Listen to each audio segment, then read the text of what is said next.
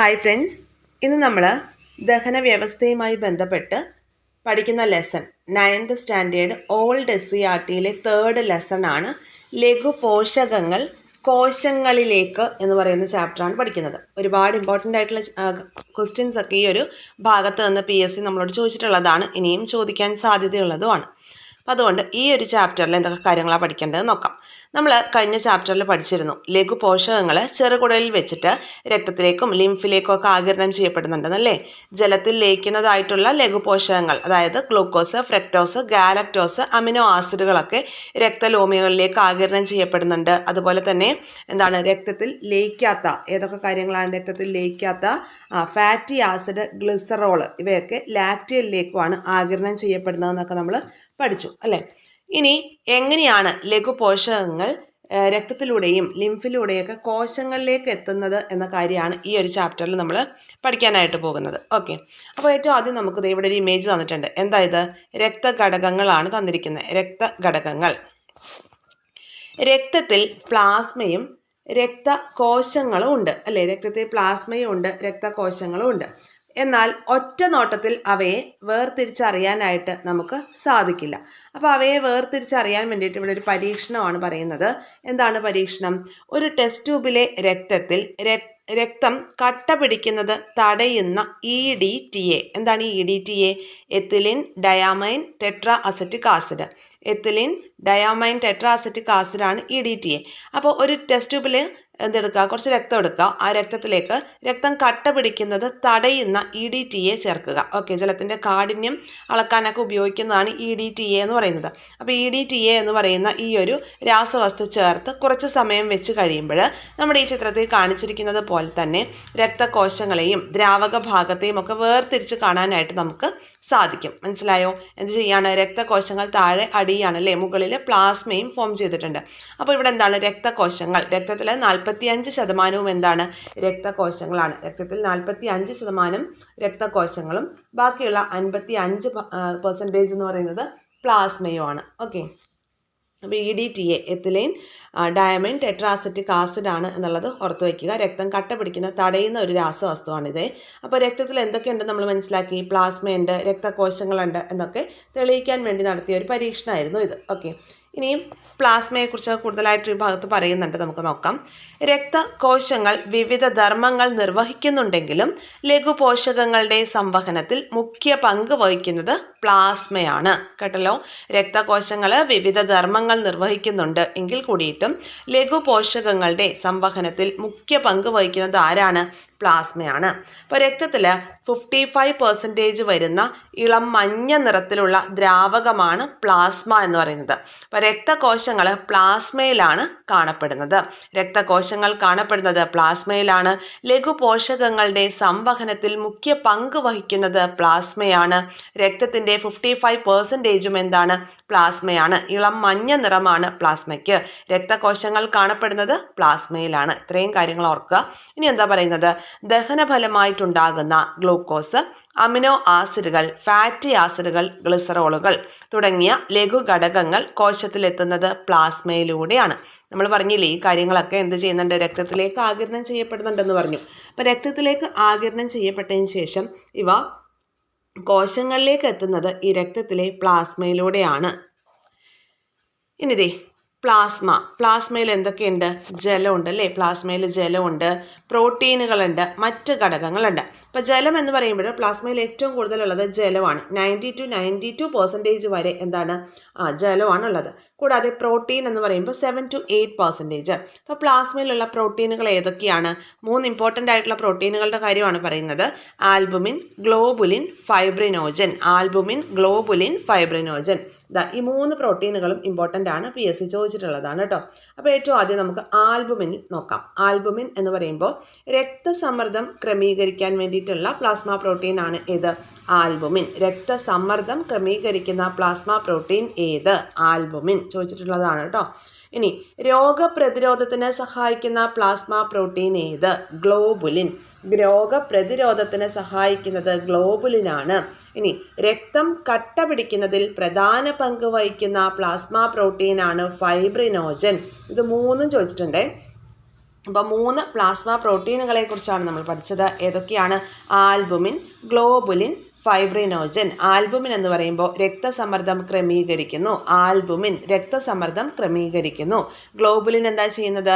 രോഗപ്രതിരോധത്തിന് സഹായിക്കുന്നു. രോഗപ്രതിരോധത്തിന് സഹായിക്കുന്ന plasma പ്രോട്ടീനാണ് globulin. ഇനി അടുത്തതാണ് ഫൈബ്രിനോജൻ. രക്തം കട്ട പിടിക്കുന്നതിൽ പ്രധാന പങ്ക് വഹിക്കുന്ന പ്ലാസ്മ പ്രോട്ടീൻ ചോദിച്ചാൽ ഫൈബ്രിനോജൻ ആണ്.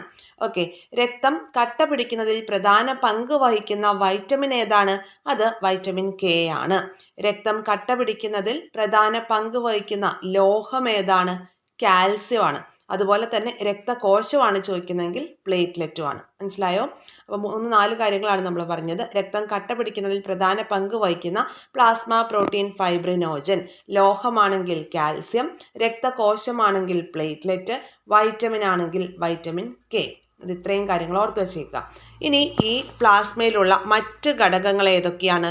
കൊഴുപ്പ്, ലവണങ്ങൾ, യൂറിയ, പഞ്ചസാര, ഹോർമോണുകൾ മുതലായവ പ്ലാസ്മയിൽ കാണുന്ന മറ്റ് ഘടകങ്ങളാണ്. ഓക്കെ, അപ്പോൾ പ്ലാസ്മയെ പറ്റി നമുക്ക് പറയാവുന്ന കാര്യങ്ങൾ എന്തൊക്കെയാണ്?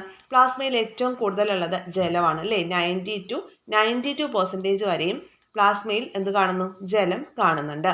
പിന്നെ പ്ലാസ്മ പ്രോട്ടീനുകൾ 7 to 8% വരെ പ്ലാസ്മ പ്രോട്ടീനുകളുണ്ട്.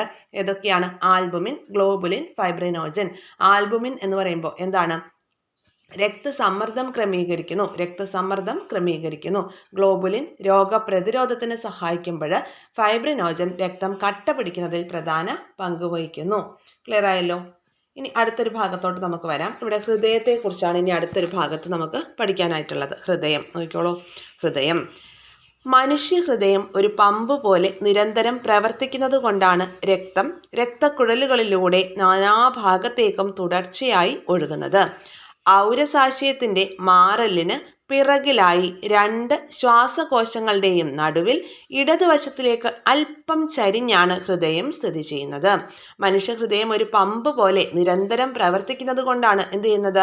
രക്തം രക്തക്കുഴലുകളിലൂടെ നമ്മുടെ ശരീരത്തിൻ്റെ നാനാഭാഗത്തേക്കും തുടർച്ചയായി ഒഴുകിക്കൊണ്ടിരിക്കുന്നത് അല്ലേ? ഇനി എവിടെയാണ് ഹൃദയം ലൊക്കേറ്റ് ചെയ്തിരിക്കുന്നതെന്നാണ് പറയുന്നത്. ഔരസാശയത്തിൽ മാറലിന് പിറകിലായിട്ട് 2 ശ്വാസകോശങ്ങളുടെയും നടുവിൽ ഇടതുവശത്തേക്ക് അല്പം ചരിഞ്ഞാണ് ഹൃദയം സ്ഥിതി ചെയ്യുന്നത്. ഇനി ഒരാളുടെ ഹൃദയത്തിന് അയാളുടെ മുഷ്ടിയുടെ വലിപ്പമായിരിക്കും ഉണ്ടാവുക.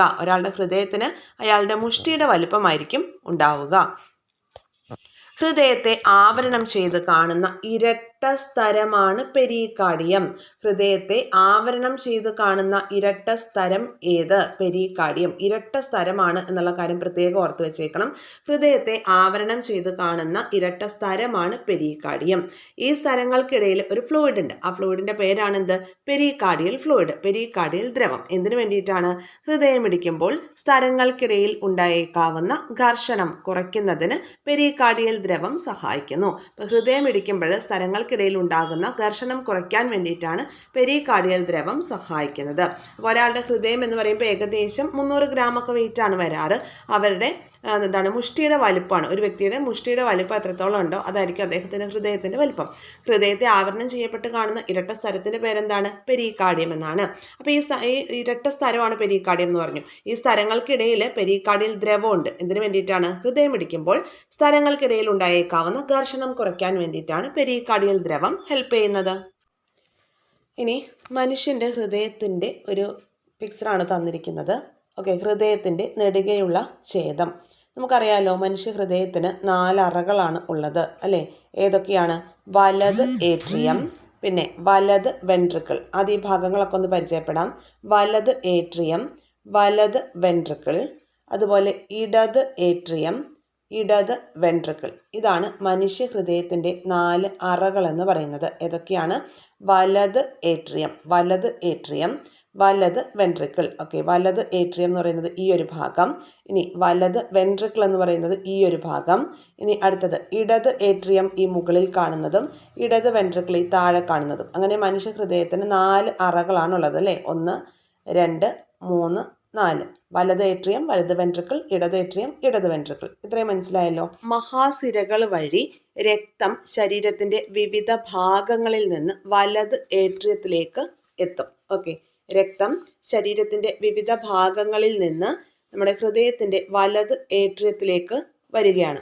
അപ്പോൾ ഈ വലത് ഏട്രിയത്തിലേക്ക് വരുന്ന രക്തം എന്ന് പറയുന്നത് അശുദ്ധ രക്തമായിരിക്കും. ഈ അശുദ്ധ രക്തം വരുന്ന രണ്ട് ഭാഗങ്ങൾ, രണ്ട് സിരകളാണ് ഊർധ്വ മഹാസിരയും അതുപോലെ തന്നെ അധോ മഹാസിരയിലൂടെയും ഊർധ്വ മഹാസിരയിലൂടെയും ശരീരത്തിൽ നിന്നുള്ള അശുദ്ധ രക്തം എന്ന് വെച്ചാൽ ഓക്സിജനേറ്റഡ് അല്ലാത്ത, ഓക്സിജന്റെ അളവ് കുറഞ്ഞ രക്തം, അതാണ് എന്ത് ചെയ്യുന്നത്, ഈ ഒരു വലത് ഏട്രിയത്തിലേക്ക് വരുന്നത്. ക്ലിയർ ആയല്ലോ. ഇനി ഈ വലത് ഏട്രിയത്തിൽ എന്ത് ചെയ്യുന്നു, ഇവിടെ ഒരു വാൽവ് ഉണ്ട്, ഇവിടെ ഒരു വാൽവ്. ഈ വാൽവിൻ്റെ പേരാണ് ട്രൈക്കസ്പിഡ് വാൽവ് എന്നാണ് ഇതിനെ പറയുന്നത്. ഓക്കെ, അപ്പോൾ ഈ ഒരു വലത് ഏട്രിയം പമ്പ് ചെയ്യുമ്പോൾ എന്ത് ചെയ്യും, ട്രൈക്കസ്പിഡ് വാൽവ് വഴി രക്തം എന്താ ചെയ്യുന്നത്, റൈറ്റ് വെൻട്രിക്കിളിലോട്ട് വരികയാണ്. വലത് വെൻട്രിക്കിളിലേക്കാണ് വരുന്നത്. വലത് വെൻട്രിക്കിളിലേക്ക് വരുന്നു. കണ്ടോ, രക്തത്തിൻ്റെ ഫ്ലോ കാണിച്ചിരിക്കുന്ന ആരോ മാർക്ക് കണ്ടോ നിങ്ങൾ? അപ്പോൾ ഈ ഒരു ട്രൈക്കസ്പിഡ് വാൽവ് ഇവിടെ ഓപ്പൺ ആവുകയും ഇവിടുത്തെ വലത് വെൻട്രിക്കിളിലേക്ക് രക്തം എത്തുകയും ചെയ്യും. ഇത്രയും ക്ലിയർ ആയല്ലോ. ഇവിടെ നിന്ന് രക്തം പിന്നീട് പമ്പ് ചെയ്യുമ്പോൾ അതായത് വലത് വെൻട്രിക്കിൾ പമ്പ് ചെയ്യുന്ന സമയത്ത് എങ്ങോട്ടാണ് പോകുന്നത്, ശ്വാസകോശ വാൽവ് കണ്ടല്ലോ ഇവിടെ, ശ്വാസകോശ വാൽവ്. ഈ ശ്വാസകോശ വാൽവിലേക്കാണ് പോകുന്നത്. ശ്വാസകോശ വാൽവ് വഴി എങ്ങോട്ട് പോകും, ശ്വാസകോശത്തിലേക്കാണ് പോകുന്നത്. ശ്വാസകോശത്തിലേക്ക് പോകുന്നു. അതായത് ശ്വാസകോശ ധമനി വാൽവ്, ശ്വാസകോശ ധമനിയിലൂടെ എന്ത് ചെയ്യുന്നുണ്ട്, ഈ ഒരു വാൽവ് ഓപ്പൺ ആയിട്ട് ശ്വാസകോശ ധമനിയിലൂടെ എങ്ങോട്ട് പോകും, ഇടത് ശ്വാസകോശ ധമനിയിലേക്ക് പോകും. ഓക്കെ, അതായത് കാർബൺ ഡൈ ഓക്സൈഡ് ഇൻക്ലൂഡഡ് ആയിട്ടുള്ള ബ്ലഡ് ആണ് എങ്ങോട്ട് പോകുന്നത്, ഇടത് ശ്വാസകോശ ധമനിയിലേക്ക് പോകുന്നത്. അപ്പോൾ ഇവിടെ നമ്മുടെ ലങ്സ് ആണ്. ഇനി ഈ ലങ്സിൽ നിന്ന് എന്ത് ചെയ്യും, ഇവിടെ ലങ്സ് ആണെന്ന് വിചാരിച്ചോളൂ. ഈ ഒരു ലങ്സിൽ നിന്ന് ഇത് പ്യൂരിഫൈ ചെയ്യും. ഈ ലങ്സിൽ നിന്ന് ഇത് പ്യൂരിഫൈ ചെയ്തിട്ട് ഈ കാർബൺ ഡൈ ഓക്സൈഡ് ഇൻക്ലൂഡഡ് ആയിട്ടുള്ള ബ്ലഡിന് പകരം ഓക്സിജനേറ്റഡ് ആയിട്ടുള്ള ബ്ലഡ്, ഓക്സിജൻ കൂടുതൽ കണ്ടന്റ് ഓക്സിജനേറ്റഡ് ആയിട്ടുള്ള ബ്ലഡ് എങ്ങോട്ട് വരും, ഈ ഒരു ഇടത് ഏട്രിയത്തിലേക്ക് വരും. ഇനി ലങ്സിലേക്ക് എത്തിയ ബ്ലഡ് അവിടെ വെച്ച് പ്യൂരിഫൈഡ് ആയിട്ട് ഓക്സിജനേറ്റഡ് ആയിട്ടുള്ള അല്ലെങ്കിൽ ശുദ്ധ രക്തമാണ് എങ്ങോട്ട് വരുന്നത്, ഇവിടെ ഇടത് ഏട്രിയത്തിലേക്ക് വരുന്നത്. ഇടത് ഏട്രിയത്തിലേക്ക് ശുദ്ധരക്തം വരുന്നു. ഇനി ഇടത് ഏട്രിയത്തെയും ഇടത് വെൻട്രിക്കിളിനെയും തമ്മിൽ വേർതിരിക്കാൻ ഇവിടെ ഒരു വാൽവ് ഉണ്ട്. അതാണ് എന്താണ് ബൈക്കസ്പിഡ് വാൽവ് എന്ന് പറയുന്നത്. ഇനി ഇവിടെ ഈ ഒരു പ്രഷർ അല്ലെങ്കിൽ ഇവിടെ പമ്പ് ചെയ്യുമ്പോൾ, ഹൃദയം പമ്പ് ചെയ്യുമ്പോൾ ഇടത് ഏട്രിയം പമ്പ് ചെയ്യുന്ന സമയത്ത് ഈ ഒരു ബൈക്കസ്പിഡ് വാൽവ് ഓപ്പൺ ആയിട്ട് ശുദ്ധരക്തം എങ്ങോട്ട് പോകും, ഇടത് വെൻട്രിക്കിളിലേക്ക് പോകും. ഇടത് വെൻട്രിക്കിളിൽ നിന്ന് പിന്നീട് എന്താണ്, സെമിലൂണാർ വാൽവ് വഴി മഹാധമനി ഓപ്പൺ ആയിട്ട്, മഹാധമനി വാൽവിലൂടെയാണ് ശരീരത്തിന്റെ വിവിധ ഭാഗങ്ങളിലേക്ക് ശുദ്ധരക്തം എത്തുന്നത്. ഇതിൻ്റെ ഈ വർക്കിംഗ് ആണ് ഇപ്പോൾ നമ്മൾ പറഞ്ഞുകൊണ്ടിരുന്നത് അല്ലേ. ഇപ്പോൾ നിങ്ങൾക്ക് കാര്യങ്ങൾ മനസ്സിലായല്ലോ. നമുക്ക് ഈ പിക്ചർ വെച്ച് ഒന്നും കൂടി എക്സ്പ്ലെയിൻ ചെയ്യാം. നമ്മുടെ ഹൃദയത്തിന് 4 അറകളുണ്ടെന്നുള്ള കാര്യം നിങ്ങൾക്കറിയാം. ഇവിടെ നോക്കിയേ, ഊർധ്വ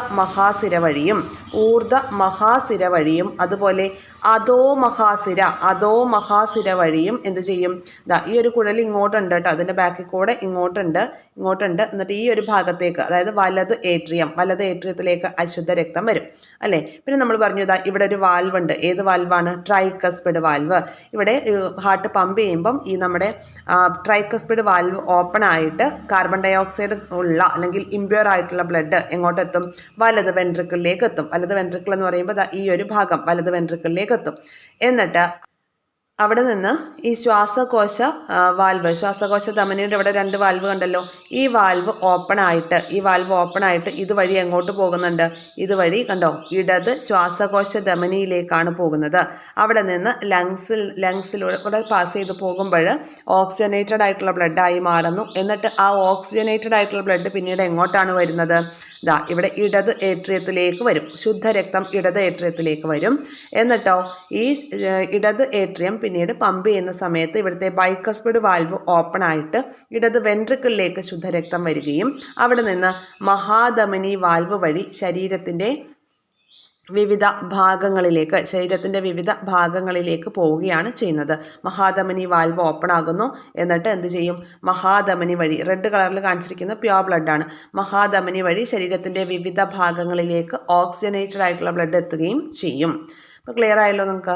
ഇനി അടുത്തൊരു ഭാഗത്തേക്ക് നമുക്ക് വരാം.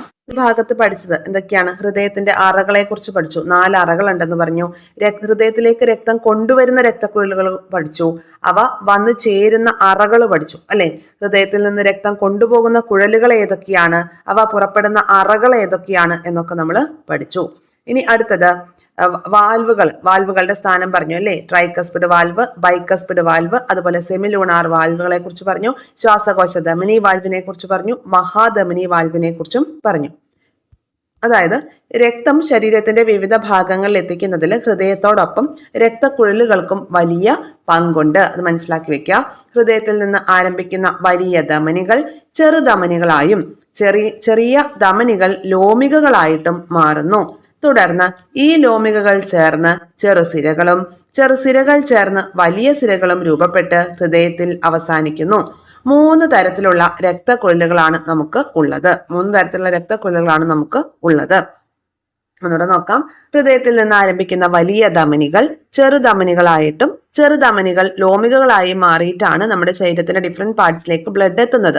തുടർന്ന് ഈ ലോമികകൾ ചേർന്ന് എന്ത് ചെയ്യും? ചെറുസിരകളായിട്ട് മാറും. ചെറുസിരകൾ ചേർന്നിട്ട് വലിയ സിരകളും രൂപപ്പെടും. എന്നിട്ട് അത് ഹൃദയത്തിലേക്ക് അവസാനിക്കുകയും ചെയ്യും. അതായത് ഇംപ്യൂർ ആയിട്ടുള്ള ബ്ലഡ് അതുവഴി അങ്ങോട്ട് പോവുകയും ചെയ്യും. ഇപ്പൊ ഇവിടെ കണ്ടോ, റെഡ് കളറിൽ കാണിച്ചിരിക്കുന്നത് ശുദ്ധരക്തം വരുന്ന ഭാഗമാണ്. പിന്നീട് ബ്ലൂ കളറിൽ കാണിച്ചിരിക്കുന്നത് അശുദ്ധ രക്തവുമാണ്. ഓക്കെ, അപ്പൊ സിരകൾ ക്യാരി ചെയ്യുന്നത് അശുദ്ധ രക്തമാണ്. നമ്മൾ പറഞ്ഞു ശുദ്ധരക്തം വഹിക്കുന്ന ഒരേ ഒരു സിരയേ ഉള്ളൂ. അത് ഏതാണ്? ശ്വാസകോശ സിരയാണ്. അതുപോലെ തന്നെ ധമനികളാണ് ശുദ്ധരക്തം വഹിക്കുന്നത് അല്ലെ. അപ്പോൾ ഈ ഒരു ശുദ്ധരക്തം വഹിക്കുന്ന ധമനികളാണെങ്കിൽ അശുദ്ധ രക്തം വഹിക്കുന്ന ഒരേ ഒരു ധമനിയേ ഉള്ളൂ. അത് ഏതാണ്? അത് ശ്വാസകോശ ധമനിയാണ്. അതായത് നമ്മൾ പറഞ്ഞതാ, ഇവിടെ നിന്ന് കാർബൺ ഡൈ ഓക്സൈഡ് കണ്ടെയ്ൻ ചെയ്യുന്ന ഈ ഒരു ബ്ലഡ് പോകുന്നത് എങ്ങനെയാണ്? ശ്വാസകോശ ധമനി വാൽവിലൂടെ ശ്വാസകോശ സിരയാണ് കൊണ്ടുപോകുന്നതെന്ന് പറയും. അശുദ്ധ രക്തം വഹിക്കുന്ന ഒരേ ഒരു ധമനിയാണ് ശ്വാസകോശ ധമനി. ഓർത്ത് വെക്കണം, അത് 2 പോയിന്റ്സ്. ശുദ്ധരക്തം വഹിക്കുന്ന സിര ശ്വാസകോശ സിരയും അശുദ്ധ രക്തം വഹിക്കുന്ന ധമനി എന്ന് പറയുന്നത് ശ്വാസകോശ ധമനിയുമാണ്. ഇത്രയും കാര്യങ്ങൾ നമ്മൾ പറഞ്ഞിടത്തോളം ക്ലിയർ ആണല്ലോ. ഇനി അടുത്ത ഭാഗത്തേക്ക് നമുക്ക് പോകാം. ഇവിടെ സിരകളെ കുറിച്ചും ധമനികളെ കുറിച്ചും പറയുന്നുണ്ട്. നോക്കുക, സിര എന്ന് പറയുമ്പോൾ, സിര അല്ലെങ്കിൽ വെയിൻ രക്തത്തെ ഹൃദയത്തിലേക്ക് സംവഹിക്കുന്നത് സിരയാണ്. അതിന് കനം കുറഞ്ഞ ഭിത്തിയാണ്. അതിനുള്ളിൽ എന്തുണ്ട്? വാൽവുകൾ കാണപ്പെടുന്നുണ്ട്. കണ്ടോ, വാൽവുകൾ കാണപ്പെടുന്നുണ്ട്. കുറഞ്ഞ വേഗത്തിലും മർദ്ദത്തിലുമാണ് രക്തം ഒഴുകുന്നത്. സിരയിലാണെങ്കിൽ, വെയിനിലൂടെ ആണെങ്കിൽ കുറഞ്ഞ വേഗത്തിലും മർദ്ദത്തിലുമാണ് രക്തം ഒഴുകുന്നത്. രക്തത്തെ ഹൃദയത്തിലേക്ക് സംവഹിക്കുന്നുണ്ട്. കനം കുറഞ്ഞ ഭിത്തിയാണ് സിരകൾക്കുള്ളത്. ഉള്ളില് വാൽവുകൾ കാണപ്പെടുന്നുണ്ട്. കുറഞ്ഞ വേഗത്തിലും മർദ്ദത്തിലുമാണ് രക്തം ഒഴുകുന്നത്. അപ്പൊ അശുദ്ധ രക്തമാണ് സിരകൾ വഹിക്കുന്നത് നമുക്കറിയാം അല്ലെ. നമ്മൾ പറഞ്ഞു എന്ത്? ശുദ്ധരക്തം വഹിക്കുന്ന ഒരേ ഒരു സിര മാത്രമേ ഉള്ളൂ, അത് ശ്വാസകോശ സിരയാണ്. ഇനി ധമനി എന്ന് പറയുമ്പോൾ എന്താണ്? ആർട്ടറി. ധമനി അല്ലെങ്കിൽ ആർട്ടറി എന്താണ്? ഹൃദയത്തിൽ നിന്ന് രക്തത്തെ സംവഹിക്കുന്നതാണ് ആർട്ടറി അല്ലെങ്കിൽ ധമനി.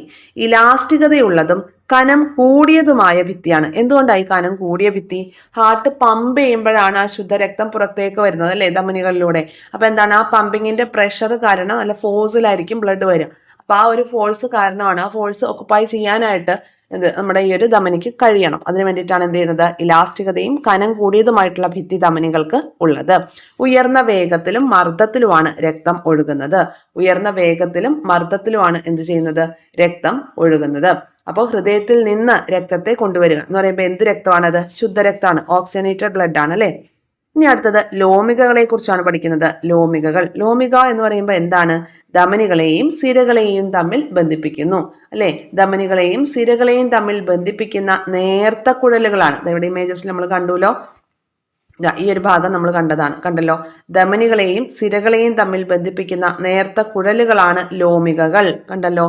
ഓക്കെ, അപ്പോ ഒറ്റ നിര കോശങ്ങൾ കൊണ്ട് നിർമ്മിതമായ ഭിത്തിയാണ് ലോമികകളെ കാപ്പിലറീസ് എന്നും കൂടി പറയും.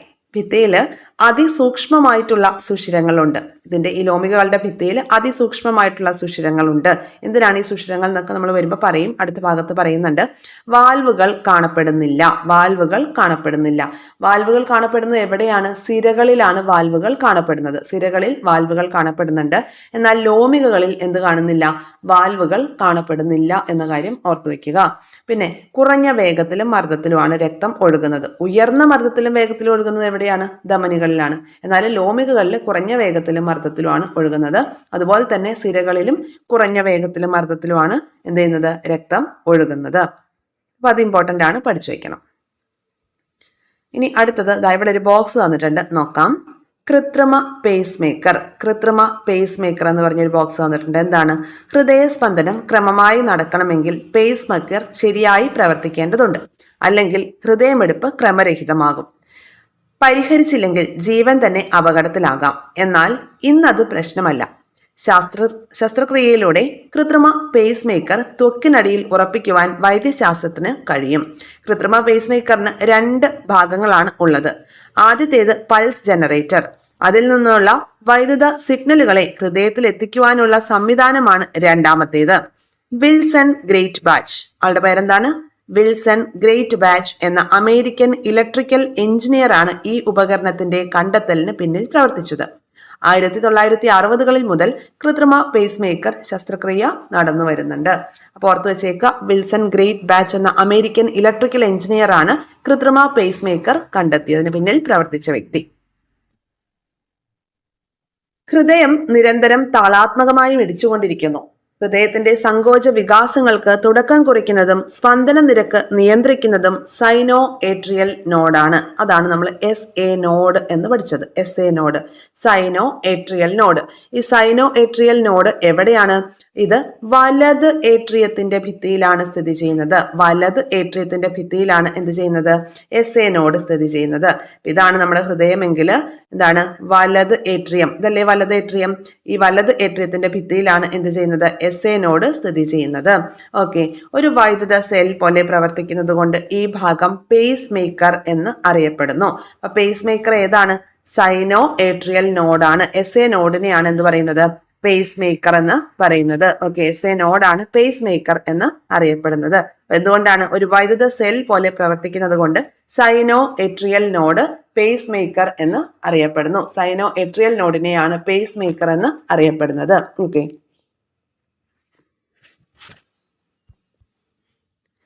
ഇനി നമ്മൾ ഈ വരച്ച് കാണിച്ച കാര്യമാണ് ഇവിടെ കൊടുത്തിരിക്കുന്നത്. അപ്പൊ നിങ്ങൾക്ക് മനസ്സിലായെങ്കിൽ ഇത് തീർച്ചയായിട്ടും ചെയ്യാനായിട്ട് സാധിക്കും. അപ്പൊ ഇവിടെ നോക്കാം. നോക്കൂ, എന്താണ്? നമ്മുടെ ഹൃദയത്തിന്റെ പ്രവർത്തനത്തെക്കുറിച്ച് ഒരു കുറിപ്പ് തയ്യാറാക്കാൻ വേണ്ടി കുട്ടികൾക്കൊരു ഹാർട്ടിന്റെ പമ്പിങ് ഒരു ഫ്ലോ ചാർട്ട് പോലെ കൊടുത്തിരിക്കുകയാണ്. നോക്കിക്കോളൂ. ആദ്യം മഹാസിരകൾ വഴി, മഹാസിര എന്ന് പറയുമ്പോൾ ഏതാണ്? ഊർധ്വ മഹാസിരയും അധോ മഹാസിരയും വഴി ശരീരത്തിന്റെ വിവിധ ഭാഗങ്ങളിൽ നിന്ന് രക്തം എവിടെ എത്തും? വലത് ഏട്രിയത്തിലേക്ക് എത്തും. റൈറ്റ് ഏട്രിയത്തിലേക്ക് എത്തും. റൈറ്റ് ഏട്രിയത്തിലാണ് എന്തുള്ളത് നമ്മൾ പഠിച്ചു? SA നോഡ് അല്ലെ? SA നോഡ് ഉള്ളത് വലത് ഏട്രിയത്തിലാണെന്ന് നമ്മൾ പഠിച്ചു. ഇനി ഇവിടെ എന്തുണ്ട്? വാൽവുകൾ ഉണ്ട് അല്ലേ? ഇവിടെ ഏത് വാൽവാ ഉള്ളത്? ഇവിടെ ട്രൈക്കസ്പിഡ് വാൽവാണുള്ളത്. Tricuspid valve. അപ്പൊ ഇവിടെ ട്രൈക്കസ്പിഡ് വാൽവ്, ഹാർട്ട് പമ്പ് ചെയ്യുമ്പോൾ ട്രൈക്കസ്പിഡ് വാൽവ് ഓപ്പൺ ആവുന്നുണ്ട്. എന്നിട്ട് ഇവിടെ എങ്ങോട്ട് എത്തും? ഈ ഇംപ്യൂർ ബ്ലഡ്, ബ്ലൂ കളറിൽ കാണുന്നത് ഇംപ്യൂർ ബ്ലഡ് ആണ്. കാർബൺ ഡൈ ഓക്സൈഡ് കൂടുതലുള്ള ബ്ലഡ് ആണ് ബ്ലൂ കളറിൽ കാണിച്ചേക്കുന്നത്. ഇനി ഇതേ ഇടത് സൈഡിലേക്ക് വരുമ്പോൾ അവിടെ റെഡ് കളറിലാണ് കാണിച്ചേക്കുന്നത്. അതെന്താണ്? പ്യോർ ബ്ലഡ് ആണെന്ന് കാണിക്കാൻ വേണ്ടിയിട്ടാണ്. അപ്പൊ ഇവിടെ ഹാർട്ട് പമ്പ് ചെയ്തു. ട്രൈക്കസ്പിഡ് വാൽവിലൂടെ ഇംപ്യൂർ ആയിട്ടുള്ള ബ്ലഡ് ഇപ്പൊ എവിടെ എത്തിയിട്ടുണ്ട്? വലത് വെൻട്രിക്കിളിൽ എത്തി. റൈറ്റ് വെൻട്രിക്കിളിൽ എത്തി. അപ്പൊ അവിടെ എന്ത് ബ്ലഡ് ആണ്? ഇംപ്യൂർ ബ്ലഡ് ആണ് അല്ലേ? ഇനി ഈ ഇംപ്യൂർ ബ്ലഡ് എന്താ ചെയ്യാൻ പോകുന്നത്? ശ്വാസകോശത്തിലേക്ക് പോവുകയാണ്. ഹാർട്ടിന് പുറത്തേക്ക് കടന്നു, ശ്വാസകോശത്തിലേക്ക് കടന്നു. ഏത് വഴിയാണ് ശ്വാസകോശത്തിലേക്ക് പോകുന്നത്? ഇവിടെ ശ്വാസകോശത്തിലേക്ക് ഈ ഇംപ്യൂർ ബ്ലഡ് പോകുന്നത് ശ്വാസകോശ ധമനി വഴിയാണ്. ശ്വാസകോശ ധമനി വഴിയാണ് എന്ത് ചെയ്യുന്നത്? ഇംപ്യൂർ ആയിട്ടുള്ള ബ്ലഡ് ശ്വാസകോശത്തിലേക്ക് പോകുന്നത്. ഇവിടെയുള്ള ഈ ഒരു വാൽവ് ഓപ്പൺ ആയി റൈറ്റ് വെൻട്രിക്കിളിൽ എത്തിയ ഇംപ്യൂർ ബ്ലഡ് ഹാർട്ടിന് പുറത്തേക്ക് കടക്കുകയാണ് അല്ലേ? കാർബൺ ഡൈ ഓക്സൈഡ് കൂടുതലുള്ള ആ ഒരു ബ്ലഡ് എന്ത് ചെയ്യാണ്? ശ്വാസകോശത്തിലേക്കാണ് പോകുന്നത്. അപ്പൊ ഏത് വഴിയാണ് പോകുന്നത്? ശ്വാസകോശ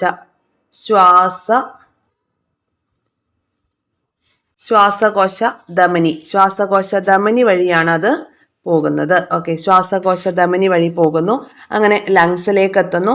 ലങ്സിൽ നിന്ന് പ്യുവർ ആയിട്ടുള്ള ബ്ലഡ് പിന്നീട് എങ്ങോട്ടാ വരുന്നത്? ഇതുവഴി പുറത്തേക്ക് വരുന്ന ഓക്സിജനേറ്റഡ് ആയിട്ടുള്ള ബ്ലഡ് പിന്നീട് എവിടെ എത്തും? ഈ ഒരു രീതിയിൽ പോയിട്ട് ഇങ്ങോട്ട്, അതായത് ശ്വാസകോശ സിരകൾ വഴി ശുദ്ധരക്തം എന്ത് ചെയ്യും?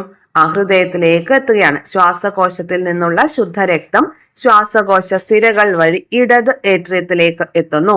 ഇത് ഏതാണ്? ഇടത് ഏട്രിയം, ലെഫ്റ്റ് ഏട്രിയത്തിലേക്ക് എത്തുന്നു. ഇവിടെ ഒരു വാൽവ് ഉണ്ട് അല്ലേ? ആ വാൽവ് ഏതാണ്? ആ വാൽവാണ് ബൈക്കസ്പിഡ് വാൽവ്. ബൈക്കസ്പിഡ് വാൽവ് വഴി ഇത് ഇടത് വെൻട്രിക്കിളിലേക്ക് എത്തും. ഇത് ഓക്സിജനേറ്റഡ് ബ്ലഡ് ആണ്. ഇവിടെ വരുന്ന റെഡ് കളറിൽ കാണിച്ചിരിക്കുന്നതൊക്കെ എന്താണ്? ഓക്സിജനേറ്റഡ് ബ്ലഡ് ആണ്. ഈ ഓക്സിജനേറ്റഡ് ബ്ലഡ് പിന്നീട് മഹാധമനി വഴി ശരീരത്തിന്റെ വിവിധ ഭാഗങ്ങളിലേക്ക് എത്തുന്നു. ക്ലിയർ ആയല്ലോ? ഇനി അടുത്തൊരു ഭാഗത്തോട്ട് നമുക്ക് വരാം. ഇവിടെ എന്തിനെ കുറിച്ച് തന്നിരിക്കുന്നത്? ശരീരത്തിന്റെ വിവിധ ഭാഗങ്ങളിൽ നിന്ന് കാർബൺ ഡയോക്സൈഡിന്റെ അളവ് കൂടിയ രക്തം വലത് ഏട്രിയത്തിൽ എത്തുകയും ശ്വാസകോശത്തിൽ നിന്ന് ശ്വാസകോശ സിരകൾ വഴി ഓക്സിജന്റെ അളവ് കൂടിയ രക്തം ഇടത് ഏട്രിയത്തിലും എത്തുന്നു. തുടർന്ന് ഏട്രിയങ്ങൾ സങ്കോചിക്കുമ്പോൾ രക്തം വെൻട്രിക്കിളിലേക്ക് എത്തുന്നു. അതേ തുടർന്ന് വെൻട്രിക്കിൾ സങ്കോചിക്കുമ്പോൾ എന്താണ്? ഇടത് വെൻട്രിക്കിളാണ് സങ്കോചിക്കുന്നതെങ്കിൽ എന്ത് ചെയ്യും? ധമനി വഴി നമ്മുടെ ശരീരത്തിന്റെ വിവിധ ഭാഗങ്ങളിലേക്ക്, മഹാധമനി വഴി ശരീരത്തിന്റെ വിവിധ ഭാഗങ്ങളിലേക്ക് ശുദ്ധരക്തം എത്തും. വലത് വെൻട്രിക്കിളാണ് സങ്കോചിക്കുന്നതെങ്കിൽ എന്ത് ചെയ്യും? കാർബൺ ഡയോക്സൈഡ് കൂടുതലുള്ള ബ്ലഡ് ശ്വാസകോശ ധമനി വഴി ലങ്സിലേക്ക് പോയിട്ട് ഓക്സിജനേറ്റഡ് ആയി മാറും. ഓക്കെ, ഇത്രയും കാര്യങ്ങളാണ് നമ്മൾ പഠിച്ചത്. അപ്പോൾ കോശങ്ങൾക്കെല്ലാം ഓക്സിജൻ എത്തിക്കുന്നതും അവിടെ നിന്ന് കാർബൺ ഡയോക്സൈഡിനെ സ്വീകരിക്കുന്നതും രക്തമാണെന്ന് നമ്മൾ മനസ്സിലാക്കി. ശ്വാസകോശത്തിൽ വെച്ച് ഓക്സിജൻ സ്വീകരിക്കപ്പെടുകയും കാർബൺ ഡയോക്സൈഡ് പുറന്തള്ളപ്പെടുകയും ചെയ്യുന്നു. ഇവിടെ ഒരു ചോദ്യം തന്നിരിക്കുന്നു. എങ്കിൽ മഹാസിരകളിലെ രക്തത്തിൽ കാർബൺ ഡയോക്സൈഡിന്റെ അളവും ശ്വാസകോശ സിരകളിലെ രക്തത്തിൽ ഓക്സിജന്റെ അളവും കൂടാനുള്ള കാരണം എന്താണ്? എന്തുകൊണ്ടാണ്? ശ്വാസകോശം രക്തത്തെ ശുദ്ധീകരിക്കുന്നതുകൊണ്ടാണ് എന്ത് ചെയ്യുന്നത്? ശ്വാസകോശ സിരകളിൽ രക്തത്തിലെ ഓക്സിജന്റെ അളവ് കൂടുന്നത്. മഹാസിരകളിലെ രക്തത്തിൽ കാർബൺ ഡയോക്സൈഡിന്റെ അളവ് കൂടുന്നത് എന്തുകൊണ്ടാണ്? അത് എന്താണ്? ശരീരത്തിന്റെ വിവിധ ഭാഗത്തുള്ള ഇംപ്യൂർ ആയിട്ടുള്ള ബ്ലഡിനെ പ്യൂരിഫൈ ചെയ്യാൻ വേണ്ടിയിട്ടാണ് കൊണ്ടുവരുന്നത് അല്ലേ? അപ്പൊ ഈ പ്യൂരിഫൈ ചെയ്യാൻ വേണ്ടിയിട്ട് നമ്മുടെ വലത് ഏട്രിയത്തിലേക്ക് കൊണ്ടുവരികയാണ്. അപ്പൊ അതിലെന്തായിരിക്കും? Carbon dioxide കൂടുതലുള്ളതായിരിക്കും. എന്നാൽ നമ്മുടെ ഇടത് സൈഡിലേക്ക് നോക്കുമ്പോൾ ഇടത് സൈഡിലെ രണ്ട് അറകളിലും പ്യൂരിഫൈഡ് ആയിട്ടുള്ള ബ്ലഡും ആയിരിക്കും. അത് ശ്വാസകോശം എന്ത് ചെയ്യാണ്? രക്തത്തെ ശുദ്ധീകരിക്കുകയാണ് ചെയ്യുന്നത്. ഇനി നമുക്ക് പഠിക്കാനുള്ളത് ഡബിൾ സർക്കുലേഷനെ കുറിച്ചാണ്. ഡബിൾ സർക്കുലേഷൻ അല്ലെങ്കിൽ ദ്വിപര്യനം. ഡബിൾ സർക്കുലേഷൻ എന്താണ്? ഡബിൾ സർക്കുലേഷൻ നോക്കാമേ. ഹൃദയത്തിൽ നിന്ന് ശരീരത്തിന്റെ വിവിധ ഭാഗങ്ങളിലേക്കും അവിടെ നിന്ന് തിരിച്ച് ഹൃദയത്തിലേക്കും രക്തം ഒഴുകുമ്പോൾ 2 തവണ ഹൃദയ അറകളിലൂടെ കടന്നു പോകുന്നുണ്ട് ഉണ്ടല്ലോ. ഹൃദയത്തിൽ നിന്ന് ശരീരത്തിന്റെ വിവിധ ഭാഗങ്ങളിലേക്കും അവിടെ നിന്ന് തിരിച്ച് ഹൃദയത്തിലേക്കും രക്തം വരുന്നുണ്ട് ആണല്ലോ. പ്യൂരിഫൈഡ് ആയിട്ടുള്ള ബ്ലഡ് ശരീരത്തിന്റെ ഡിഫറെന്റ് പാർട്ടിലേക്ക് പോകുന്നുണ്ട്. എവിടെ നിന്നാണ് പോകുന്നത്? നമ്മൾ പഠിച്ചിട്ടുണ്ട്, ഇടത് വെൻട്രിക്കിളിൽ നിന്നാണ് പോകുന്നത്. അങ്ങനെയെങ്കിൽ പ്യൂരിഫൈ ചെയ്യാനുള്ള ബ്ലഡ് അത് വരുന്നത് എങ്ങോട്ടാണ്? അത് വരുന്നത് വലത് ഏട്രിയത്തിലേക്കുമാണ്. അപ്പൊ അങ്ങനെ വരുമ്പോൾ 2 തവണ നമ്മുടെ ഹൃദയ അറകളിലൂടെ ബ്ലഡ് കടന്നു പോകുന്നുണ്ട്. അതുകൊണ്ട് തന്നെ നമുക്ക് പറയാം മനുഷ്യരിൽ ദ്വിപര്യനം അല്ലെങ്കിൽ ഡബിൾ സർക്കുലേഷൻ ആണ് നടക്കുന്നത്. അപ്പൊ ദ്വിപര്യനം എന്ന് പറയുമ്പോൾ അതിൽ 2 കാര്യങ്ങൾ നമ്മൾ പഠിക്കണം. എന്തൊക്കെ?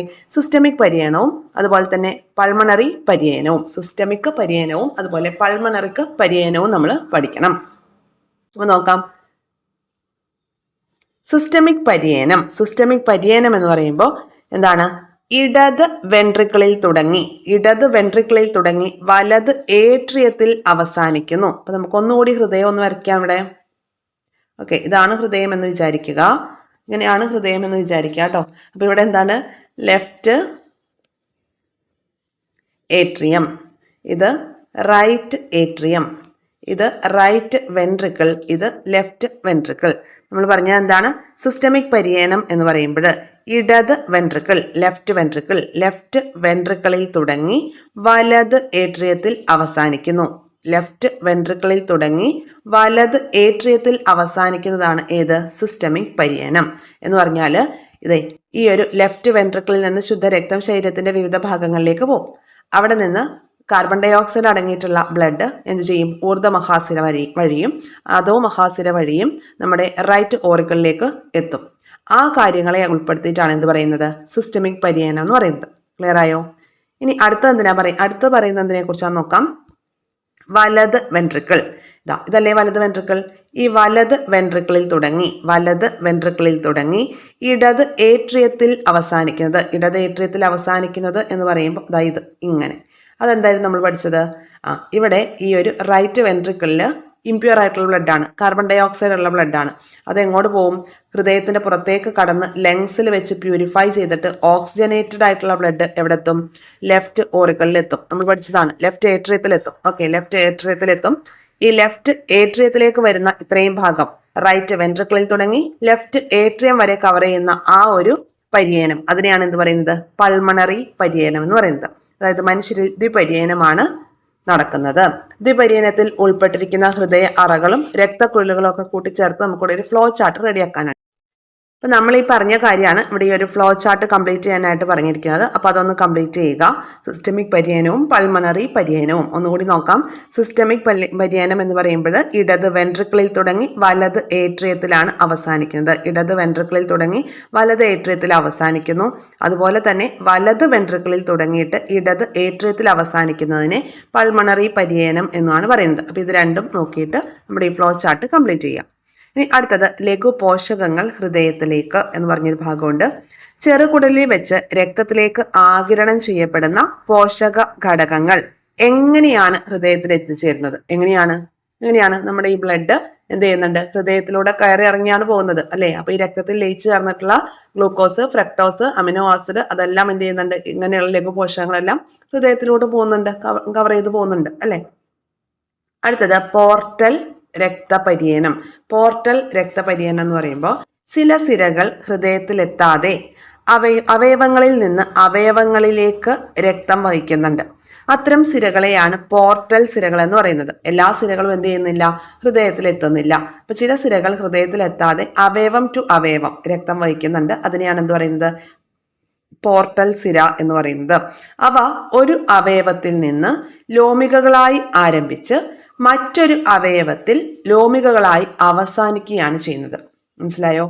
ഒരു അവയവത്തിൽ നിന്ന് ലോമികകളായി ആരംഭിച്ച് മറ്റൊരു അവയവത്തിൽ ലോമികകളായി അവസാനിക്കുന്നു. അപ്പൊ പോർട്ടൽ സിരകൾ ഉൾപ്പെട്ട രക്തപര്യനത്തെയാണ് എന്ത് പറയുന്നത്? പോർട്ടൽ വ്യവസ്ഥ എന്ന് പറയുന്നത്. പോർട്ടൽ വ്യവസ്ഥ വ്യവസ്ഥയ്ക്ക് എക്സാമ്പിൾ ആണ് ഹെപ്പാറ്റിക് പോർട്ടൽ വ്യവസ്ഥ. അപ്പൊ ചില സിരകൾ എന്ത് ചെയ്യുന്നില്ല? ഹൃദയത്തിലെത്താതെ അവയവങ്ങളിൽ നിന്ന് അവയവങ്ങളിലേക്ക് രക്തം വഹിക്കുന്നു. അത്തരം സിരകളെയാണ് പോർട്ടൽ സിരകൾ എന്ന് പറയുന്നത്. അവ എന്താ ചെയ്യുന്നത്? അവ അവയവത്തിൽ നിന്ന് ലോമികളായിട്ട് ആരംഭിച്ചിട്ട് മറ്റൊരു അവയവത്തിൽ ലോമികളായി അവസാനിക്കുകയാണ് ചെയ്യുന്നത്. അതിന് എക്സാമ്പിൾ ആയിട്ട് നമുക്ക് തന്നിരിക്കുകയാണ് ഹെപ്പാറ്റിക് പോർട്ടൽ വ്യവസ്ഥ. ഓക്കെ, അതായത് കുടലുമായി ബന്ധപ്പെട്ടിട്ടുള്ള കാര്യമാണ് പറയുന്നത്. കുടലിലെ ലോമികകൾ എന്ത് ചെയ്യും? ഹെപ്പാറ്റിക് പോർട്ടൽ സിരകളിൽ കരളിലെ ലോമികൾ, അതായത് ലോമികളായിട്ട് തന്നെ മറ്റൊരു അവയവത്തിലേക്ക് കണക്ട് ചെയ്യാന്ന് പറഞ്ഞു അല്ലെ? ഇവിടെ എന്താ നമ്മൾ പറഞ്ഞത്? കണ്ടില്ലേ? ഒരു അവയവത്തിൽ നിന്ന് ലോമികകളായി ആരംഭിച്ച് മറ്റൊരു അവയവത്തിൽ ലോമികകളായി അവസാനിക്കുന്നു. അപ്പൊ കുടലിലെ ലോമികൾ ഈ ഹെപ്പാറ്റിക് പോർട്ടൽ സിര വഴി കണക്ട് ചെയ്തിട്ട് കരളിലെ ലോമികളായിട്ട് കണക്ട് ആവുന്നു. ഓക്കെ, എന്നിട്ട് കരളിലെ ഹെപ്പാറ്റിക് സിര എന്ത് ചെയ്യുന്നുണ്ട്? മഹാസിരയുമായി കണക്ട് ആവുന്നുണ്ട്. അപ്പോൾ എന്താണ്? കുടലിലെ ഈ ഒരു ലോമികളും കരളിലെ ലോമികളും ഈ കരളും തമ്മിൽ കണക്ട് ആവുന്ന രീതിയാണ് നമ്മൾ പറയുന്നത്. ഓക്കെ, അപ്പോൾ ചില സിരകൾ എന്ത് ചെയ്യും? അവയവത്തിൽ നിന്ന് ലോമികളായി ആരംഭിച്ച് മറ്റൊരു അവയവത്തിൽ ലോമികളായി അവസാനിക്കുകയാണ് ചെയ്യുന്നത്. അപ്പൊ ഡയറക്റ്റ് ഹേർട്ടുമായിട്ട് കണക്ഷൻ ഇല്ലാണ്ട് എന്ത് ചെയ്യുന്നു? ലോമികൾ തമ്മിൽ കണക്ട് ചെയ്ത് അവയവം തമ്മിൽ കണക്റ്റഡ് ആവുകയാണ് ചെയ്യുന്നത്. ഓക്കെ, അതിനെയാണ് എന്ത് പറയുന്നത്? പോർട്ടൽ വ്യവസ്ഥ എന്ന് പറയുന്നത്. അതിന് എക്സാമ്പിൾ ആണ് ഹെപ്പാറ്റിക് പോർട്ടൽ വ്യവസ്ഥ എന്ന് നമുക്ക് തന്നിട്ടുള്ളത്. ക്ലിയർ ആയല്ലോ? ഹെപ്പാറ്റിക് പോർട്ടൽ വ്യവസ്ഥ. ഇനി ഇവിടെ ലഘു പോഷകങ്ങൾ കരളിലെത്തുന്നത് എന്തിനാണെന്ന് ചിന്തിച്ചിട്ടുണ്ടോ? ചോദ്യം എങ്ങനെയാണ്? ലഘു പോഷകങ്ങൾ കരളിലെത്തുന്നത് എന്തിനാണ്? ഉപാപചയ പ്രവർത്തനങ്ങളുടെ കേന്ദ്രമാണ് കരൾ എന്ന് പറയുന്നത്. അപ്പൊ ലഘു പോഷക ഘടകങ്ങൾക്ക് കരളിൽ വെച്ചിട്ട് പല മാറ്റങ്ങളും സംഭവിക്കുന്നുണ്ട്. ഗ്ലൂക്കോസിനെ ഗ്ലൈക്കോജനാക്കി സംഭരിക്കുക, ഫാറ്റി ആസിഡിൽ നിന്ന് ഊർജം സ്വതന്ത്രമാക്കുക, കൊളസ്ട്രോളിന്റെ നിർമ്മാണം തുടങ്ങിയവ ഇത്തരം മാറ്റങ്ങളാണ്. ശരീരഭാഗങ്ങളിലെല്ലാം ലഘുപോഷകങ്ങൾ എത്തിച്ചേരുന്നതിൽ ഹൃദയത്തിന്റെ പങ്കാണ് പറയുന്നത്. ക്രമമായ ഹൃദയ സ്പന്ദനത്തിലൂടെയാണ് ഹൃദയത്തിന്റെ പ്രവർത്തനം സാധ്യമാക്കുന്നത്. അപ്പൊ കരൾ എന്ന് പറയുന്ന കരളുമായി ബന്ധപ്പെട്ട് ഇപ്പോൾ കുറച്ച് പോയിന്റ്സ് പറഞ്ഞു. എന്തൊക്കെയാണ്?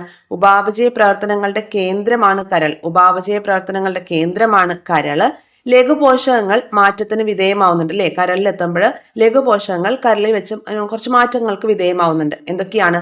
ഗ്ലൂക്കോസ് ഗ്ലൈക്കോജൻ ആക്കിയിട്ട് മാറ്റുന്നുണ്ട്. ഗ്ലൂക്കോസിനെ ഗ്ലൈക്കോജൻ ആക്കി സംഭരിച്ചു വെക്കുന്നുണ്ട്. അതുപോലെ തന്നെ ഫാറ്റി ആസിഡിൽ നിന്ന് ഊർജം സ്വതന്ത്രമാക്കുന്നുണ്ട് അല്ലെ. പിന്നെ അതുപോലെ കൊളസ്ട്രോളിന്റെ നിർമ്മാണം ഒക്കെ ഇവിടെ നടക്കുന്ന മാറ്റങ്ങളാണ്. വൈറ്റമിൻ എയുടെ ശേഖരണം, ഇതെല്ലാം എന്താണ്? കരളിൽ വെച്ച് നടക്കുന്ന കുറച്ച് കാര്യങ്ങളാണ്. ഇനി ഹൃദയസ്പന്ദനം, പൾസ്, രക്തസമ്മർദ്ദം എന്നൊക്കെ തന്നിട്ടുണ്ട്. നോക്കാം.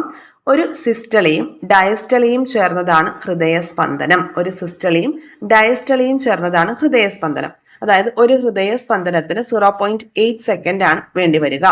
ഹൃദയ അറകളുടെ സങ്കോചത്തെയാണ് സിസ്റ്റളി എന്ന് പറയുന്നത്. ഹൃദയ അറകളുടെ സങ്കോചത്തെ സിസ്റ്റളി എന്ന് പറയുന്നു. ഈ ഘട്ടത്തിൽ രക്തം ഏട്രിയങ്ങളിൽ നിന്ന് വെൻട്രിക്കിളുകളിലേക്കും അവിടെ നിന്ന് പുറത്തേക്കും പ്രവഹിക്കുന്നു. തുടർന്ന് ഏട്രിയങ്ങൾക്കൊപ്പം വെൻട്രിക്കിളുകളും വിശ്രമാവസ്ഥയിലാകുന്നു. ഈ വിശ്രമാവസ്ഥയാണ് ഡയസ്റ്റളി എന്ന് പറയുന്നത്. അപ്പോൾ ഈ ഘട്ടത്തിൽ ഹൃദയ അറകളിൽ രക്തം നിറയുന്നു. ഹൃദയം വിശ്രമാവസ്ഥയിൽ ഇരിക്കുമ്പോൾ ഊർധ്വമഹാസിര വഴിയും അധോ മഹാസിര വഴിയും എന്ത് ചെയ്യും? ഹൃദയ അറകളിലേക്ക് രക്തം വരും. ഏത് ഹൃദയ അറയിലേക്കാണ് രക്തം വരുന്നത്? നമ്മുടെ റൈറ്റ് ഏട്രിയത്തിലേക്കാണ് രക്തം വരിക.